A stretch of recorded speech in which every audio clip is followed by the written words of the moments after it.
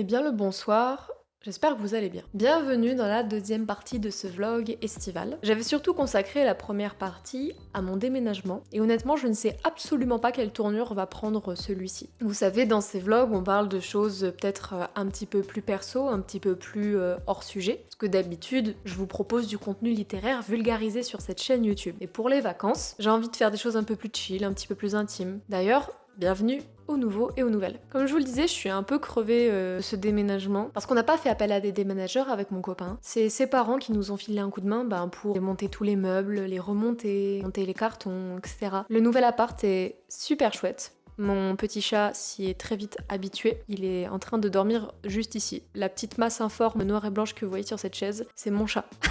Et vraiment cette semaine, elle a été haute en couleurs du coup, parce qu'on est en train de s'habituer à un nouvel environnement, un nouvel appartement, une nouvelle ville. C'est honnêtement assez difficile. Avec mon copain, on s'accorde sur le fait que là, on a l'impression d'être en vacances, en fait, dans une autre ville. Et des fois, on a ce sentiment de bon, ok, c'est cool, quand est-ce qu'on rentre à la maison? Quand est-ce qu'on rentre à Lyon? On est à la maison, en fait.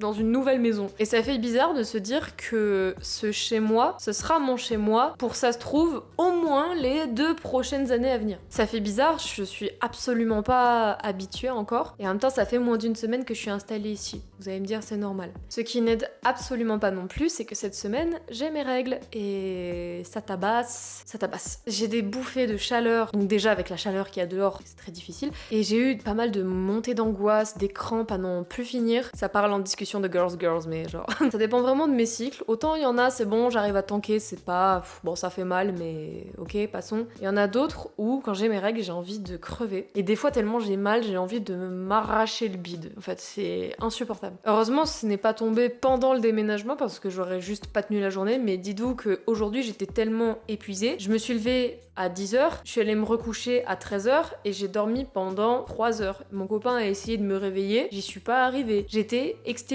Et quand je me suis levée, mon dos s'est bloqué. Ça va mieux maintenant. Mon corps m'a juste dit non. Flemme, voilà. Donc c'est pour ça, vous pardonnerez cette peau un petit peu luisante et ce teint terne, voilà. Parce que mon corps ne veut pas marcher, on va dire, depuis 2-3 jours là. Et c'est pour ça que du coup je décide de reprendre la caméra pour faire un deuxième vlog, c'était parce que déjà j'avais adoré filmer le premier, même si j'ai encore de grosses lacunes pour vlogger je pense. Et oui, cette fois-ci j'ai décidé de reprendre le micro parce que en faisant le montage de la première vidéo, je me suis rendu compte à quel point c'était insupportable. Il y a des différences de son entre les premiers et les derniers plans, c'est nul. Voilà, et puis sinon vu qu'on est sur une chaîne qui parle de bouquins, je vais quand même vous parler de ma lecture en cours. Je suis en train de lire du coup le 4e tome de Hunger Games que j'avais mis entre parenthèses pendant le déménagement. J'étais tellement claquée et occupée que j'ai pas eu le temps de lire. J'en suis à un peu plus de la moitié, je dirais. J'en suis là, ouais, là ce qui pendouille c'est ce qui me reste à lire. En fait je connais déjà l'histoire, j'étais allée voir le film au cinéma et je l'avais beaucoup aimé. Franchement j'avais peur qu'après les premiers Hunger Games, enfin le premier Hunger Games qui est sorti il y a plus de 10 ans maintenant, j'avais peur que ce soit un énième remake un peu mal fait, un peu juste, vas-y on continue la saga pour gagner de l'argent. J'ai l'impression que c'est ce qui se fait beaucoup en ce moment. On en parlait avec mon copain l'autre jour, mais petite parenthèse, j'ai l'impression que maintenant le cinéma hollywoodien c'est vraiment soit on fait des remakes Disney de quelque chose, soit on fait des suites interminables de vieilles sagas qui ont super bien marché, on pompe la saga parce que c'est la vache à lait en gros de la franchise, soit on fait des biopics sur des vies d'artistes, récemment c'était genre, je sais pas, Amy Winehouse, il y a eu Oppenheimer, enfin Oppenheimer n'était pas un artiste mais vous avez compris. Ça manque de ouf de scénarios originaux. Après, je suis pas du tout une grande cinéphile. Si vous avez de chouettes recos de films, franchement, n'hésitez pas. Bref, je disais donc, j'étais allée voir le film du tome 4 d'Hunger Games, et j'avais peur que ce soit un truc, un scénario un petit peu mal ficelé, et en fait, j'ai beaucoup aimé. Voilà, je sais pas si vous l'avez vu, vous pouvez me donner votre avis en commentaire. Et du coup, ça m'a donné envie de me replonger dans cette saga de mon adolescence. Là, vous allez me dire, mais pourquoi du coup tu décides de lire le bouquin alors que t'as déjà vu le film? Bah déjà pour me faire mon avis sur le bouquin, et aussi pour me remettre dans la saga, Parce que figurez-vous qu'il y a un tome 5 qui est paru il y a pas très longtemps, qui retrace l'histoire de Haymitch, le mentor du coup de Katniss et Peeta, donc les personnages de la trilogie originale. Donc ce 5e tome, je ne sais pas quel est le titre de ce 5e tome, mais il revient sur l'histoire d'Haymitch pendant ces Hunger Games, je crois. Je fais tout pour ne pas me faire spoiler sur Instagram, vraiment. D'après énormément de personnes, c'est un livre absolument génial, et l'histoire paraît qu'elle est hyper touchante. Donc j'ai hâte de me faire mon propre avis là-dessus, mais j'ai surtout hâte que ce 5e tome sorte en format poche, parce que j'ai un peu la flemme de claquer 20€ dans les éditions grand format, reliées, voilà. En plus, la collection que j'ai déjà, c'est celle-ci en format poche, donc d'un point de vue esthétique sur ma bibliothèque, ce serait plus joli si j'avais le 5e tome en format poche. En attendant qu'il sorte, je lis ce tome 4. Je trouve qu'il n'y a pas énormément de différence avec le film, ce qui est une bonne chose, parce que ça, faudrait en faire une vidéo YouTube dédiée. Il y a des livres qui se font du coup adapter en film, et c'est ouf les raccourcis ou même le retravail scénaristique qu'il y a entre le livre et le film. Je pense par exemple à Divergente. Pour celles et ceux qui ont connu cette saga, je sais pas s'il y a encore des ados qui pourraient lire cette saga de science-fiction aujourd'hui, mais moi j'ai lu la trilogie Divergente quand je devais avoir 14 ans, j'avais kiffé, j'ai regardé les films, je me suis dit mais ce n'est absolument pas fidèle à la saga. Surtout le dernier tome, je vais vous spoiler pour celles et ceux qui n'ont pas encore lu Divergente, allez à ce timecode pour pas vous faire spoiler la fin de cette saga. On est d'accord? À la fin du 3e tome de Divergente, l'héroïne, Triss, elle meurt. Ok? J'ai été choquée comme vous, hein. Et pourtant, déjà les films, je crois qu'il y en a eu 3 ou 4, je sais plus, et ça se termine sur une fin ouverte qui n'a absolument rien à voir avec la trilogie originale, avec les livres. Et j'étais super déçue. Si vous en avez des comme ça, des films qui ont totalement oublié ou réécrit l'histoire du livre duquel était tiré ce film, franchement, donnez-moi des exemples en commentaire. Désolée, on a ouvert ce vlog avec un débat de société, déjà c'est chiant. Dans les prochains jours, j'essaierai de vous faire mes premiers retours sur mon job, parce que je commence lundi en 35 heures à Castorama. J'ai hâte de me faire de la thune, et aussi d'apprendre de nouvelles choses là-bas. Et ouais, peut-être que je reprendrai la caméra dans quelques jours pour vous faire un petit update. En attendant, je vais avancer un petit peu là-dedans parce que j'ai pas énormément lu pour le mois de juillet. Pour le mois de mai-juin, je sais que j'avais quand même pas mal bouquiné. Là, autant pour le mois de juillet, je crois que j'ai juste fini Les oranges ne sont pas les seuls fruits de Jeanette Winterson. C'est une petite déception d'ailleurs. Et j'ai juste attaqué le tome 4 d'Hunger Games. Mais ouais, niveau lecture, mois de juillet, c'est un petit peu mort.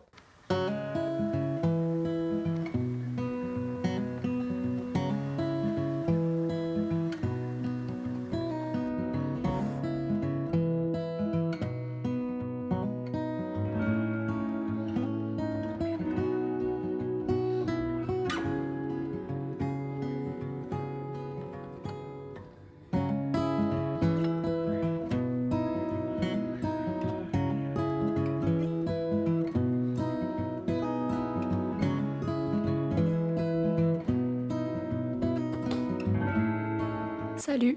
On est actuellement le vendredi 25 juillet, ça fait un peu plus d'une semaine qu'on est installé avec mon copain et j'ai commencé le taf en début de cette semaine, lundi. Franchement, c'est plutôt cool. Je vous dis pas, les 2-3 premiers jours, c'était un petit peu fatigant, évidemment. Du coup, dans ma formation, il y a de la vente, parce que officiellement, mon titre, c'est conseillère de vente chez Castorama. Et puis moi aussi, je suis dans la partie menuiserie. Ça veut dire que je fais des découpes, des fois, de plans de travail, de bois. Je vais peut-être être amenée aussi à faire de la découpe de verre, mais déjà, on va rester sur la découpe de bois. J'ai été formée aujourd'hui pour ça, mais j'ai une équipe hyper sympa franchement. J'ai pas hâte du jour par contre où je serai seule à la découpe.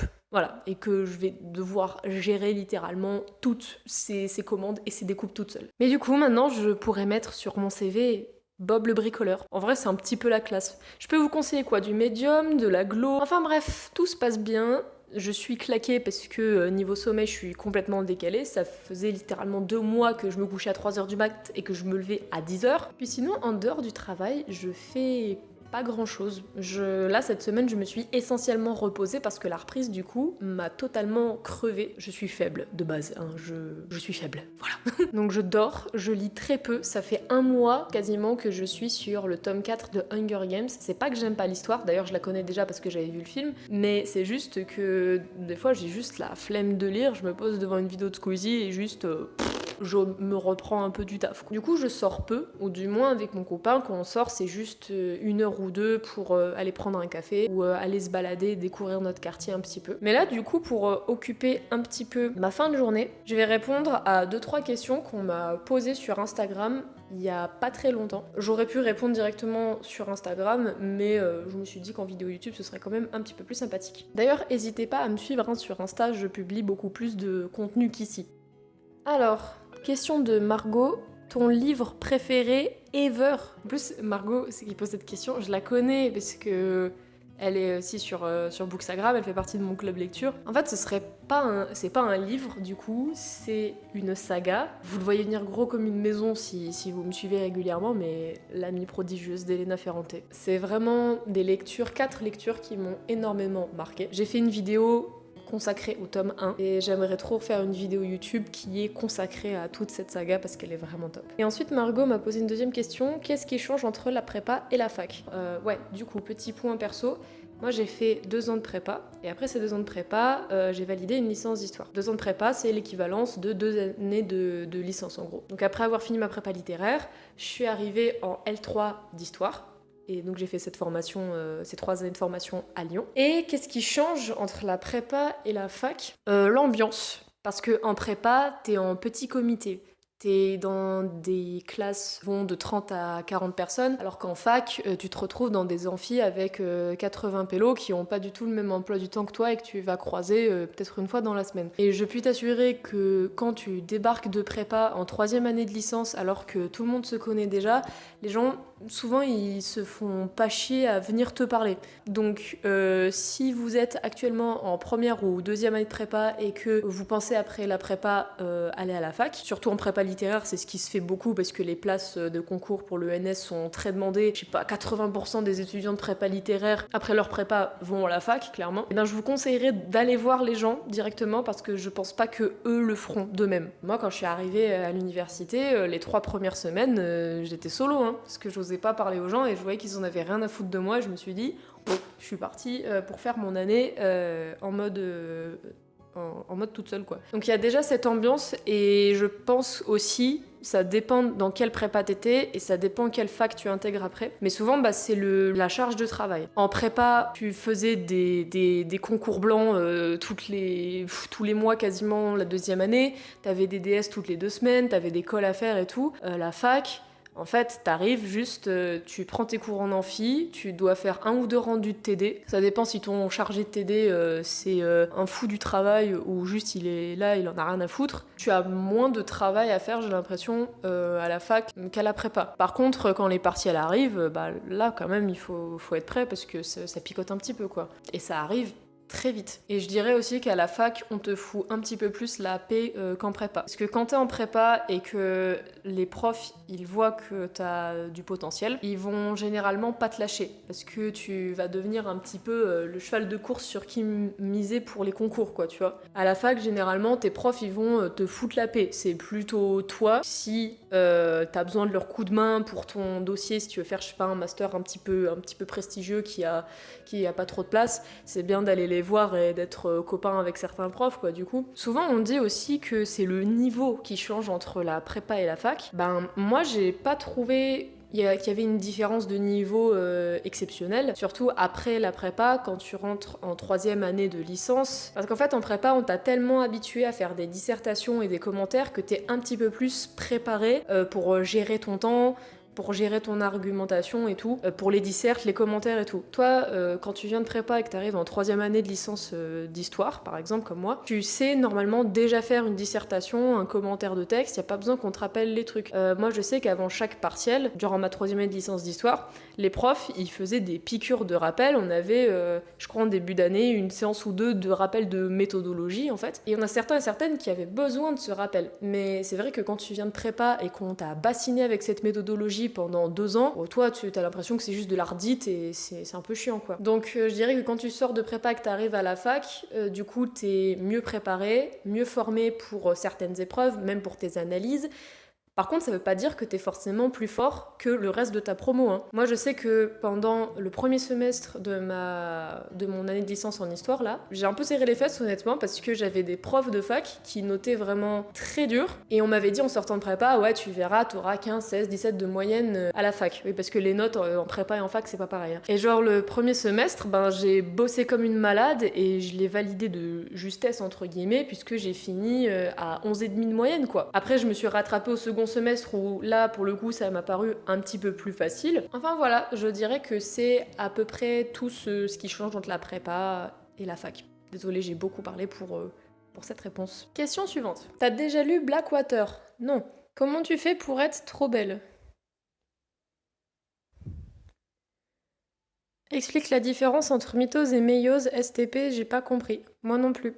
J'ai arrêté la SVT en première. Il y a aussi 2 autres questions qu'on m'a posées il y a pas très longtemps de ça. Je les avais notées dans mes notes parce que en fait j'ai pas retrouvé le screen en stop. Donc c'est un pote à moi qui me disait, vu que t'es en histoire en gros, quelles sont tes recommandations de livres d'histoire? Mais en fait ça dépend de la période qui va t'intéresser. J'ai l'impression qu'aujourd'hui le parent pauvre de l'histoire, c'est un peu l'histoire moderne où les gens en ont un petit peu rien à foutre, alors que perso c'est ma période préférée. Donc intéressez-vous à l'histoire moderne de France, c'est très intéressant. Vous me demandez de vous conseiller des livres d'histoire, d'accord. Mais du coup, moi je ne suis familière qu'avec l'histoire de France, et je peux vous parler un petit peu de l'histoire des États-Unis vite fait, quoi, tu vois. Mais parce qu'en fait, ces 3 dernières années, mon enseignement en histoire était principalement axé sur l'histoire de la France, quoi. Si vous voulez lire de très bons manuels généralisés sur le Moyen-Âge, le Haut Moyen-Âge, penchez-vous vers les travaux de Florian Mazel. Voilà, je sais qu'il fait du bon taf. Il n'y a pas que lui, hein. C'est juste que c'est une des références qu'on voit souvent passer en études historiques. Si vous n'êtes pas très médiéviste et que vous êtes plus côté histoire contemporaine, alors ce qui est chiant, c'est que l'histoire contemporaine, il y a plein de sujets à traiter, quoi. Je sais que ce qui est plutôt à la mode depuis quelques années, c'est les gender studies. Donc on va se pencher sur l'histoire des minorités ou l'histoire de certains groupes sociaux qui n'ont pas été assez mis en lumière dans l'histoire avant la fin du XXe siècle en tout cas. Donc pour tout ce qui est histoire des femmes, en général, je vous conseille les travaux de Michel Perrault. Pour tout ce qui est histoire de la colonisation, notamment, je peux vous conseiller les ouvrages de Pierre Saint-Garavelou. Il y a aussi un livre de Cécile van der Raven, je crois qu'elle s'appelle comme ça, à vérifier, qui a écrit De la bouche même des indigènes. C'est un petit livre d'histoire qui traite de la façon dont la langue, la linguistique, a été un outil de domination pendant la colonisation. C'est vrai qu'on n'y pense pas souvent, mais je vous rappelle, les mots c'est très important, la langue c'est très important, les termes qu'on va choisir d'utiliser ou non, d'autoriser ou non, ça en dit beaucoup sur ton positionnement social, sur tes intentions aussi. Donc voilà, je vous conseille fortement ce bouquin, il est très cool. J'en profite pour vous dire, les enfants, faites attention à ce que vous lisez en histoire. Où est-ce que vous allez chercher vos sources? Où est-ce que vous allez chercher vos références? Parce que là, récemment, il y a un pote qui m'a dit « Tiens, regarde cette vidéo YouTube sur l'histoire de la France et comment les Français ont été considérés par les autres pays, machin. » Dans cette vidéo, le mec, à un moment, il cite un historien ou un livre hyper connu. Je me demandais si tu le connaissais.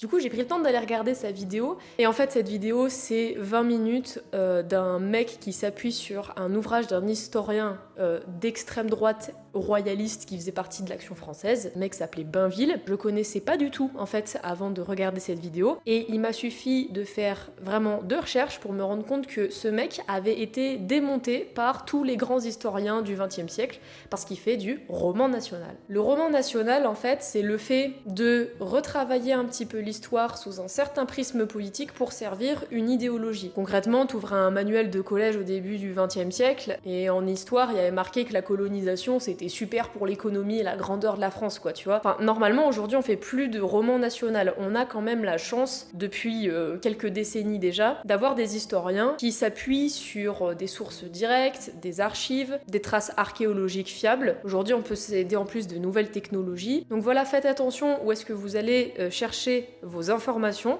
Je sais qu'avec Internet aujourd'hui, il y a des gens qui se considèrent comme des pseudo-historiens qui vont vous faire des cours d'histoire en 20 secondes et qui vont vous raconter que de la merde parce qu'ils s'appuient sur rien sinon leur propre interprétation des choses. Je vais vous mettre là au montage quelques comptes d'historiens et d'historiennes qui font de la vulgarisation sur les réseaux sociaux et sur YouTube. Peut-être que vous en connaissez déjà dans ce lot-là, mais si vous êtes intéressé à l'histoire et à tout ce qui est debunk de toutes les conneries que les politicards ou des grands influenceurs peuvent dire, eh ben je vous conseille d'aller voir ces chaînes-là et ces gens-là qui font un travail pépite. Voilà. Parenthèse fermée. Et enfin, dernière question qu'on m'avait posée, donc là on revient plus au sujet de la littérature. On m'avait demandé si, je sais plus comment la phrase était tournée, mais ça faisait un truc comme est-ce que t'as déjà lu un bouquin avec une idée préconçue, comme quoi t'étais sûr que t'allais pas l'aimer, et au final t'as adoré ce bouquin? Et ben pour boucler la boucle, je dirais L'Amie prodigieuse d'Elena Ferrante. Le tome 1 de L'Amie prodigieuse, je ne sais pas d'où il sort, mais il est dans ma bibliothèque. Et je sais que je l'ai peut-être acheté à la Fnac parce qu'on m'avait dit ouais, vas-y, lis ce bouquin, il est génial. Il est resté bien 3-4 ans dans ma bibliothèque avant que je me décide à le lire. C'était un des livres qui prenait le plus la poussière dans ma palle. Donc je suis pas arrivée avec cette idée préconçue que j'allais pas aimer, mais pendant longtemps je me suis dit oh ouais, ce bouquin, je sais pas si ça me donne trop envie. Ouais, mais vas-y, je le lirai plus tard, quoi. Enfin voilà, c'est tout ce que j'avais à dire pour aujourd'hui. C'est l'heure d'aller manger. Je vous laisse les enfants. Des bisous.